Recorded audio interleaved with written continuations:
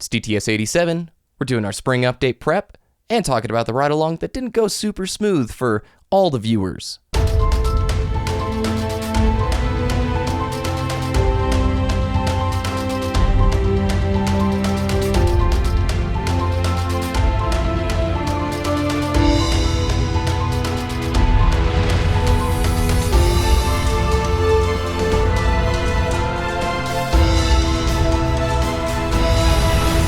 You're listening to Destiny the Show.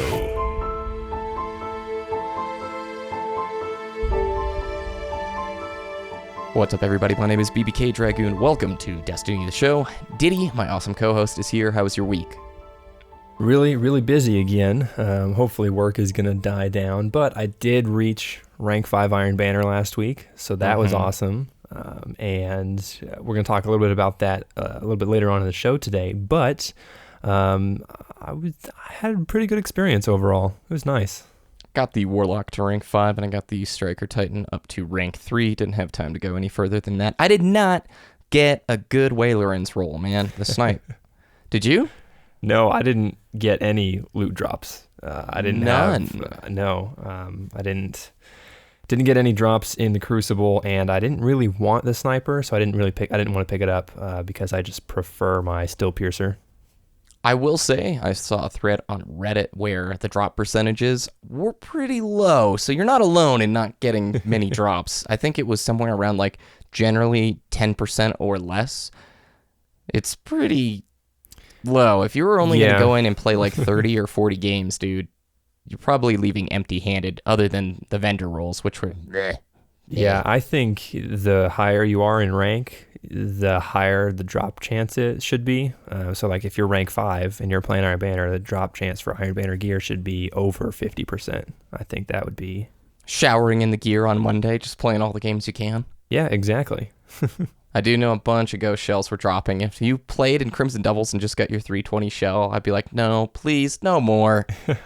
We've had enough of these, man. We complained, and now you're just giving us way too many shells.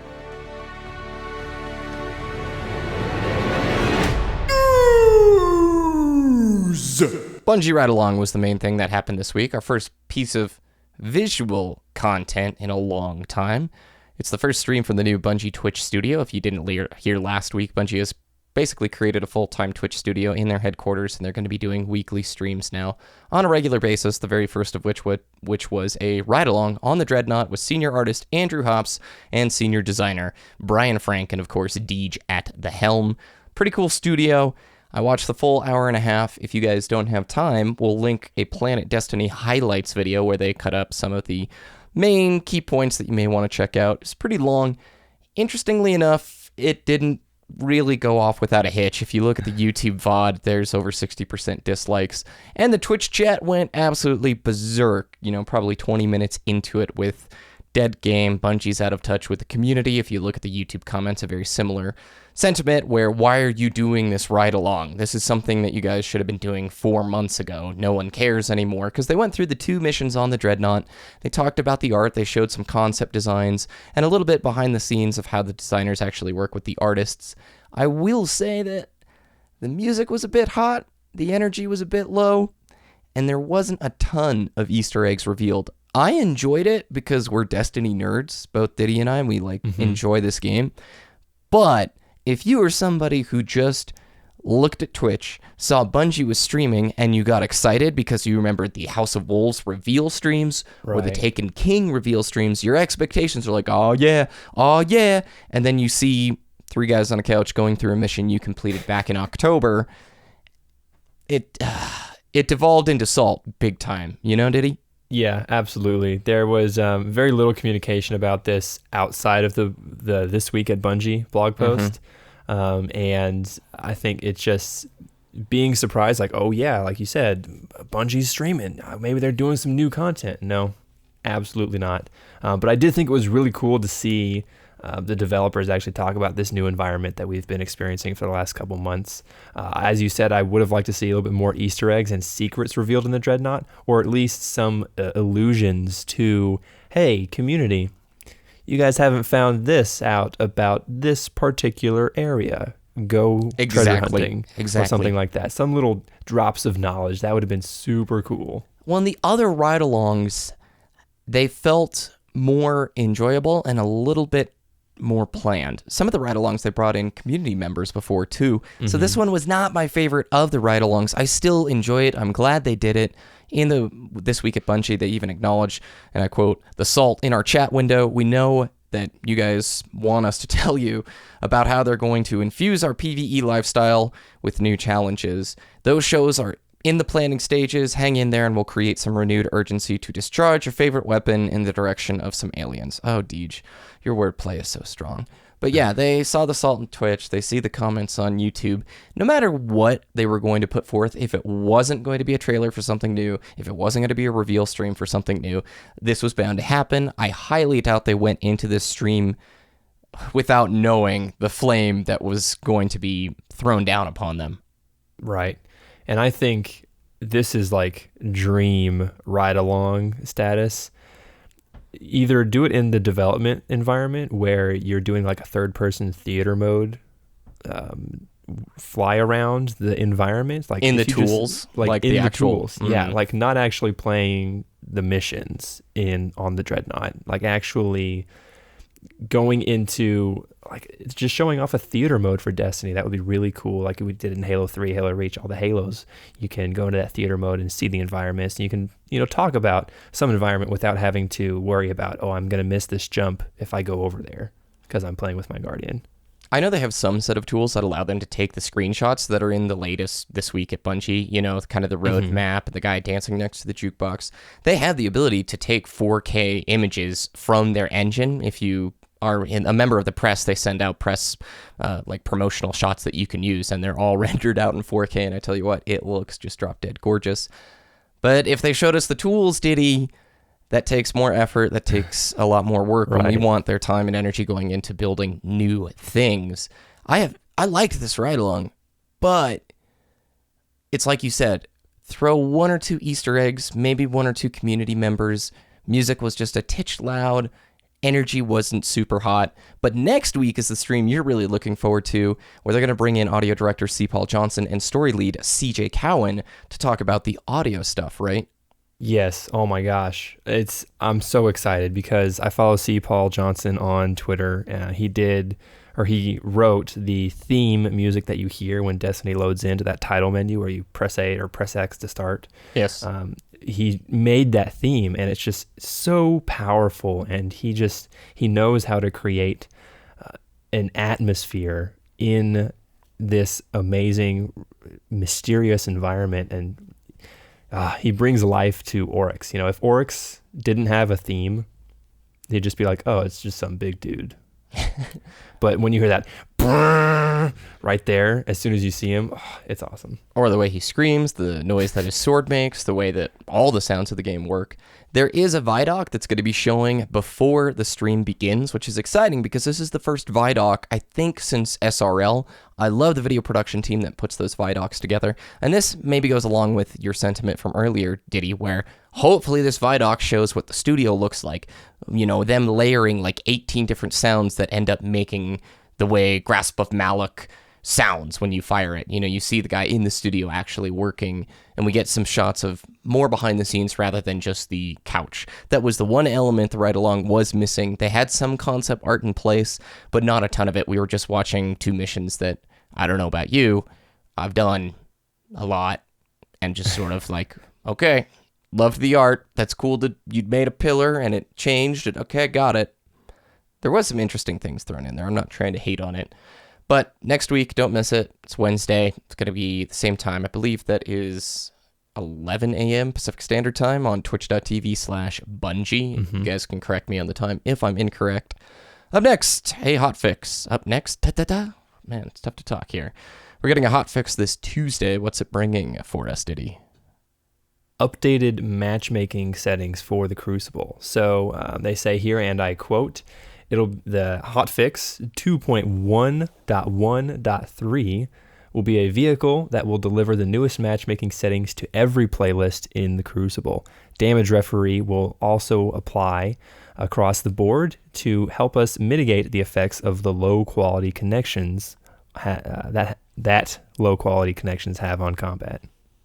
Okay, so these are the settings that were in place in Control and Iron Banner the past couple of weeks.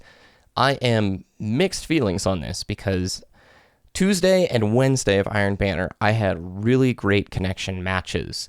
But on Thursday, myself, a lot of members of the content creation community, streamers, YouTubers, podcast personalities, and Reddit, agree that something was tweaked and changed in the matchmaking for Iron Banner, where skill-based matchmaking seemed to play a little bit higher of a factor, and connections seemed to get worse. As the event proceeded to go on, I felt like connections got worse and worse, especially Sunday and Monday. We talked a little bit about this last week when we recorded on Saturday or Sunday, but I played a lot more on Sunday and Monday, and dude, those games shot through walls, weird stuff happening, lots of red bars, and it was so polar opposite to Tuesday and Wednesday. We read a thread on Reddit where a couple of people were saying, yes, on Friday, they switched something in matchmaking, and they're doing tweaks continually behind the scenes to make this balance of good connections, but not having the ridiculous matches where a new player versus a triple wreck kind of a thing.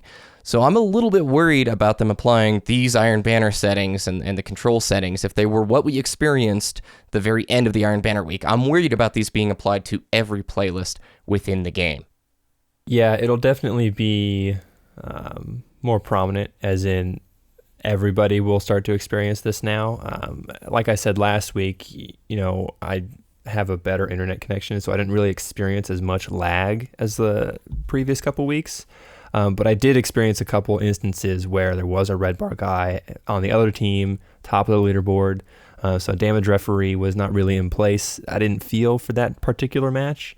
But I did experience some red bar connection players in my games. They would either drop out or they would be kicked from the game because of their connection. So it's kind of a mixed board as well for me in terms of how I feel about this hotfix. It'll definitely be interesting to see next week how the settings take place. And it could also be the fact that more people were playing towards the weekend. Exactly. Or, yeah. It could be like there was just a larger population Mm-hmm. of internet connections to choose from. So that could also be it as well. Yep. I know it was similar sentiments on PlayStation 4, and on Xbox One, we do have a lower population count than that of PlayStation 4, so perhaps it is. Monday or Sunday rolls around, and a lot of people they're done and they're tired. They're like, all right, I'm not going to play Iron Banner anymore. So perhaps the population drained a bit. I do know I'm looking forward to these settings being applied in Skirmish, which I was playing right before the show. I like Skirm. I love threes. I think threes, in terms of PvP, Ditty and I both agree. It's just a better PvP experience where sixes can just get so chaotic at times, and threes, It feels like it's a more balanced, fun version of the game with revives. For me, I still, sixes are fine, but when I was playing Skirm, I was waiting 5-6 minutes for a match, trying to search people. That's maybe an exaggeration, like probably 3 or 4 minutes each game. Oh, one of the guys on my team, Thorn Effort Eat Spear. I'm not even kidding. Damn, he's committed. Seriously, I'm looking at and he's wearing a year 2 RAM, and I'm just like, bro, come on, you're living in the past. You got to get over the glory days. It's way past it. But anyway, one of the hosts that we were playing either just was way terrible connection or was doing some kind of manipulation, because I would shoot him. We're in this gunfight, right? I'd shoot him down. His health bar would stop moving at 50% life, okay? And I know I've shot enough into him to kill him. I get killed. And then on my desk screen, I watch my bullets then register and kill him. So 3 seconds later, I get the kill. And it's like, What? How is that even possible? Somebody sent us a tweet this week from, we'll talk about it. It came from Twitter. It was the same thing where it's just like horrible blinking through walls and just craziness. So perhaps damage referee, when it comes into Skirm, I'll be looking forward to not having as many of those situations. Can we agree that from December till now, matchmaking has improved? Yeah, overall, I would say it's getting better. Baby steps. And I really didn't think that this would be something that would be fixed overnight. But so I would say that we're on the right track. So by the time we have the larger spring update or summer update, whatever brings the largest piece of DLC before the next expansion, I would say that would be the time where we hit the end goal here. They are continually tweaking this in the background. And they're not going to go to Deej every single tweak and say, we changed this percentage, we changed this percentage. I'm going to tell you, in the end, it's going to be a mix of skill-based matchmaking with connection-based matchmaking. It's not going to be some utopia of just pure connection-based matchmaking that says Guardian A, who has, only 2 hours of play, can't match triple rec kind of a player. It's always going to have some element of skill-based matchmaking, which that's a topic we could debate for a long time. I love games that are just straight-up connection-based matchmaking. Who cares how long they've played? But at the same time, how fair of an experience is that for a new player? Another topic for another time. Hey, did you buy the rocket launcher by chance? I did not. I bought it. It's a Tormod's Bellows. Even though it has tripod, it has an inventory stat of 20, which means you're going to get 2 rockets instead of 3, unless you have the armor that gives you, more from the pickup crates. It's just a weird deal. Like, you'd think, it's going to be like Truth. Not like Truth. So I thought that was just kind of ironic. That's really interesting. Yeah, I didn't pick it up because I have the Suros rocket launcher with grenades and horseshoes and something else. I can't remember the second perk. Or I think it's a Suros because it's just going to have the one. But yeah, I just prefer that. But that is really, really interesting. That's the inventory stat on that rocket launcher just negates tripod, and tripod's a perk on it. It's just not going to give you more. You're going to get the same amount from the ammo crate as everybody else. So if you're really wanting that effect, just use your Truth. Continue using. That gun is so ridiculous. I love Truth, but I hate it at the same time. Like, I love it when I get the kill from around the corner. You're like, that gun's dumb. It just makes a really awesome sound when it's tracking. Yep.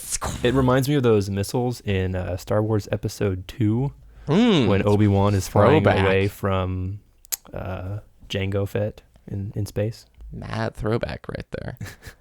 Did you get a good roll, Waylorans? We said you didn't get any good drops, but I did not get a good drop either. No. Waylorans, fine sniper if you got the right rolls, but the vendor roll, ugh. No. Still prefer my Steel Piercer, so I didn't pick that one up. All right, let's talk about the spring update in the topic. Please, Guardian, let me help you. If you come looking for wise words, I shall try, but I ask you to turn them to action. Handful of things to talk about here in the spring update. A, the division's out, which I'm super excited about. But B, spring update prep. People are starting to talk about this. You're going to start seeing the YouTube videos, the articles, all of it. How are you going to prepare for the spring update? For myself, I'm hoarding coins. I'm starting to save up my motes of light again. And I'm trying to hoard a bunch of legendary engrams. Because once that light level is raised, if Papa Cryptarch allows us to decrypt past, a new benchmark, then having a lot of legendary engrams in the bag is not bad. Or if, let's say he doesn't let us get whatever, closer to that higher level, I'm just going to use it to get higher light levels for my alts. Yeah, absolutely. Infusion burns, I guess. Slaves. Yeah, infusion slaves is what it's going to be. And even though if they're going to introduce new gear sets, even though those engrams are older and they won't produce those new gear sets, once you get that new gear, you can then use those to infuse. So, I mean, it doesn't hurt to save on legendary engrams, just hoard them up. And also, you want to get those, I guess you don't really, if they're not going to introduce new gear, you don't want to do the faction rep edging. But get it right up there and then just like turn in one heavy ammo synth, then pushes you over to the next level to get that faction package as well. Would saving the 5k bounties be helpful? If you're going for the faction stuff. You could also just hoard. I know people who are hoarding a ton of heavy ammo because they're just going to, when the time comes, faction. Mm-hmm. Yeah, exactly. Any way you want to get the new gear or new experience or new drops when the light level is raised, that's how you would do it. I'm doing legendary marks, running the daily stuff every single day as much as I can to get those legendary marks up so I can get year 2 exotics that I haven't acquired yet. And then once that new gear comes out, I'll have legendary marks to spend for infusions and other things as well. If it is a reboot of VOG and CE or challenge modes for VOG and CE, which you and I both think that's what it's going to be, I am absolutely getting the alt characters prepped.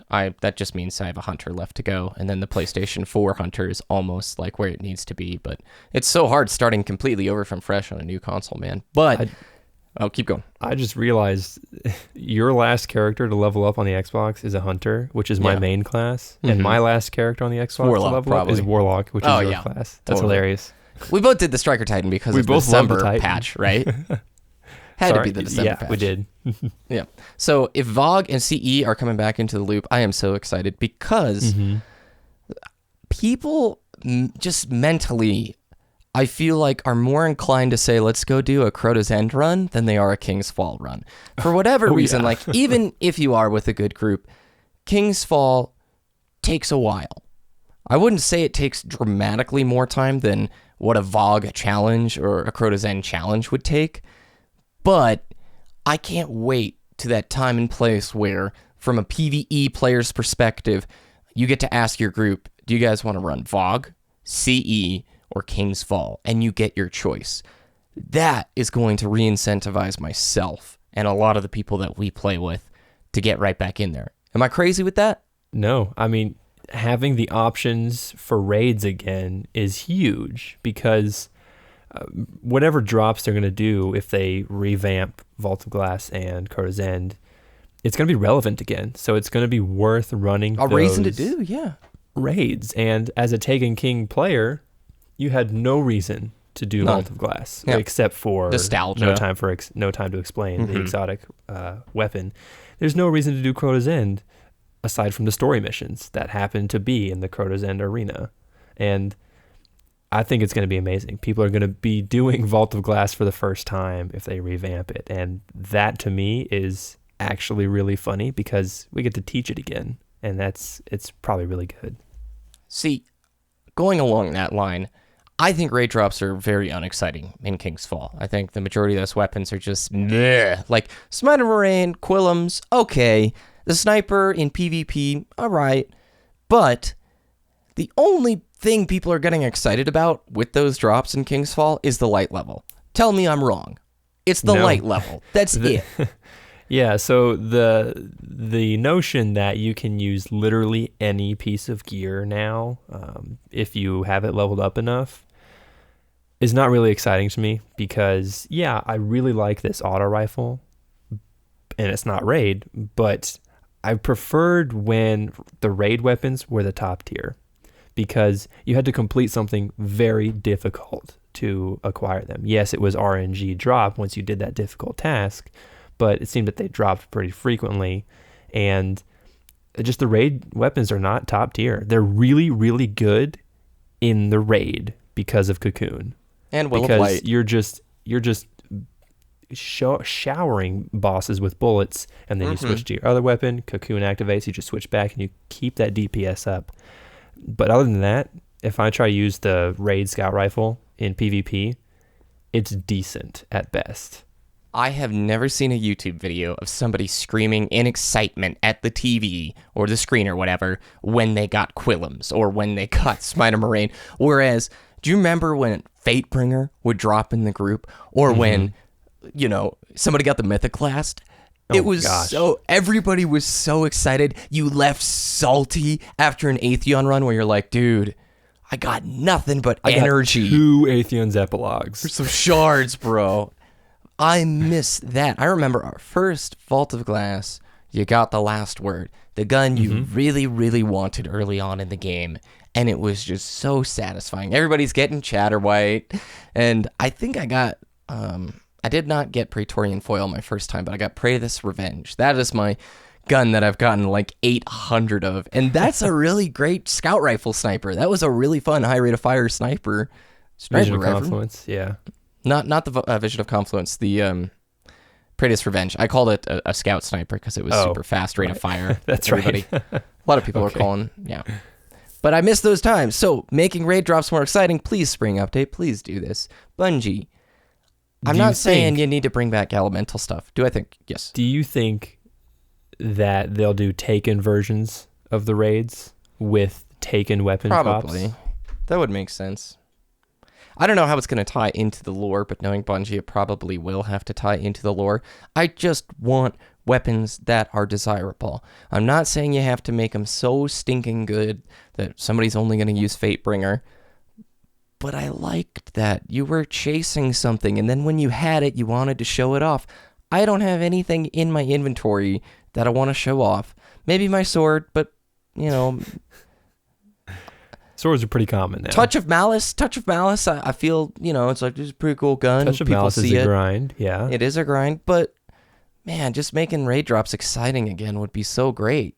Please, Bunjo, please. It came from Twitter! It's been a while since we did a good old It Came From Twitter. We'll be a bit better about this in the future. Just keep sending us your tweets. We like reading them, and we love responding. At first is at Stainsby Kingsby. Either of you guys own the Xbox One Elite wireless controller. What is your opinion of it? We answered this on Twitter itself, but I wanted to say it to the rest of the show. I don't own one. Ditty doesn't own one. We have a couple of friends who do. Everybody I know who owns it really loves it. One of the big, benefits, those paddles on the back, there's a lot of benefits in your play if you learn how to use the paddles, the hair triggers, but you can remap buttons in the Xbox One dashboard now. So if you're a little bit worried about spending $150, like that's my holdback. I don't want to spend that much on a controller, even if it is like the Ferrari of controllers. You can reassign button mappings in the Xbox One dashboard as of, I think, an update that went live in December or November. So, Ditty? Yeah, I think the accidental deletions happen far too often for me to justify buying that. But you'd hold down the trigger. No, you set down the controller and it clicks in the paddles. And if you have the delete button or discard for Destiny, and you hover over your favorite weapon, like a still piercer. Sorry, Sassy. Yeah, I think, but. Like you said, hitting, like just squeezing the controller to reload, if I don't have to move my thumbs, that would be hugely beneficial. Yeah. Absolutely. At Bronson Sky 831, finally got it. Now I can start saving my motes again. And he sends us a picture of the exotic Dead Orbit Cloak of Oblivion. Looking good. At Overlord XLIV, is it too much to ask for the old raid primaries just without the elemental damage if they redo them for the spring update? It's what we were just talking about. I don't think you're going to see them just take away the elementals and go, here's your Fatebringer. No, they're going to be remixed to be not quite as hype, I think. We both would like that, but I think Bungie's at the place where they want to see weapon diversity. You choose your tool to use, but they definitely could capitalize on making raid weapons more exciting, as we just talked about. Yeah, I would say the same thing. If they're going to revamp anything, it's going to be the armor instead of the weapons.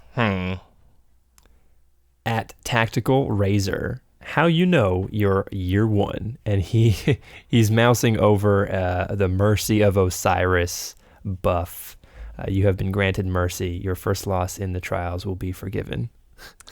At G. Dewerson, so I've recently upgraded my internet to a fast speed, and boy do I notice all the Crucible changes now. My internet was poop emoji. I bet you do. It was a good time to do it around the damage referee point. At Call Me Buck, this is so random, but I want to say it nonetheless. I love you guys. You never fail to make me laugh. Ooh, we like hearing that. It's probably laughing at our missteps, I think, because we make a lot of those. Making fun of us. Ditty can't get over 306 light. At KD Wolf 77, absolutely love listening to Destiny, the show podcast on the way to and from work. Gets me through the drive. Thank you, KD Wolf. Have an excellent stream. We appreciate the support. At Old Sushi, great show yet again, guys. Always look forward to yours. Any chance you'd have guests from the community?